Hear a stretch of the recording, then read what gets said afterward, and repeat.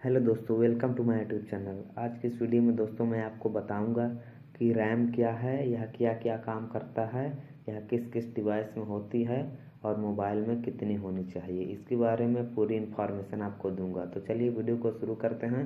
और वीडियो को शुरू करने से पहले आपसे छोटी सी रिक्वेस्ट है, अगर चैनल पर पहली बार आए हैं तो सब्सक्राइब करके बेल आइकन को प्रेस कर दीजिए ताकि हमारे लेटेस्ट वीडियो की नोटिफिकेशन सबसे पहले आपको मिलती रहे। रैम क्या है, इस सब से लगभग सभी स्मार्टफोन यूज करने वाले लोग परिचित हैं। जब आप नया मोबाइल लेने जाते हैं तो आपके मन में यही सवाल रहता है कि आपको कितनी रैम वाला मोबाइल लेना चाहिए, जिससे आपको आगे चलकर मोबाइल में कोई परेशानी सामने नहीं आए। रैम की बात करें तो यह कंप्यूटर हो या मोबाइल, सभी डिवाइस में बेहद महत्वपूर्ण चीज़ है, क्योंकि इसके कारण ही कोई भी डिवाइस बेहतर काम करती है।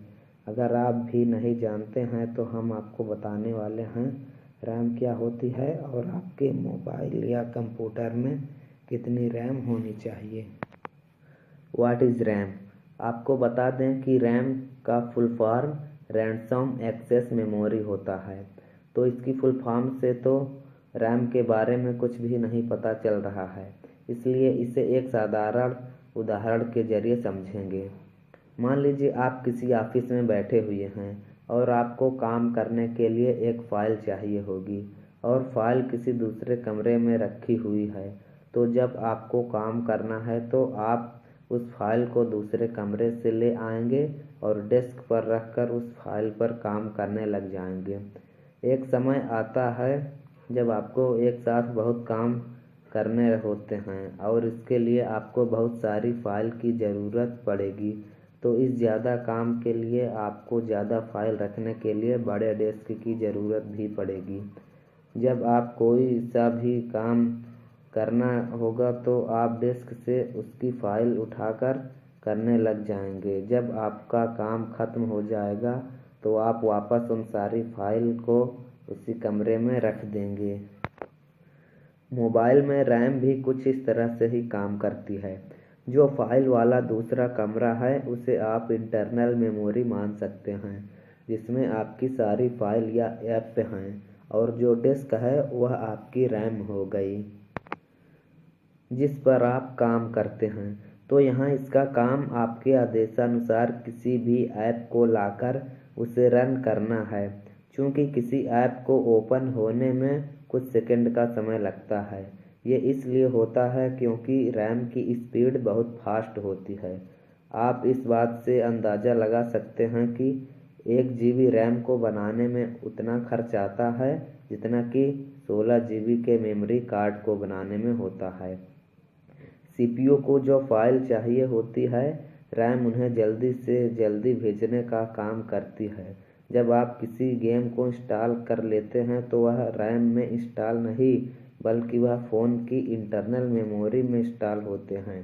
जब आप उस गेम पर क्लिक करते हैं तो वह रन करने के लिए फ़ोन की मेमोरी से रैम पर आ जाता है और रैम काम करने लगती है। इस बीच सीपीयू और रैम के बीच बहुत तेज़ी से इंफॉर्मेशन का आदान प्रदान होता है। लेकिन जब आपके कंप्यूटर या मोबाइल की रैम कम होती है और आप कोई बड़ी ऐप खोल के रन करवा रहे होते हैं तो इस स्थिति में मोबाइल या कंप्यूटर हैंग होने लगता है। इसलिए कहा जाता है कि ज़्यादा रैम मल्टीटास्किंग के लिए उपयोगी होती है। रैम क्या है ये तो आप जान गए होंगे। अब ये भी जानना चाहते होंगे कि कितनी रैम होना ज़रूरी है।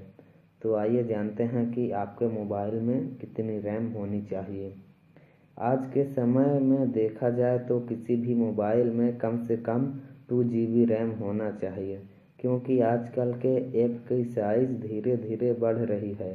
जैसे फेसबुक की बात करें तो वह जब आप ओपन होती है तो 200 से 300 MB रैम खर्च हो जाती है।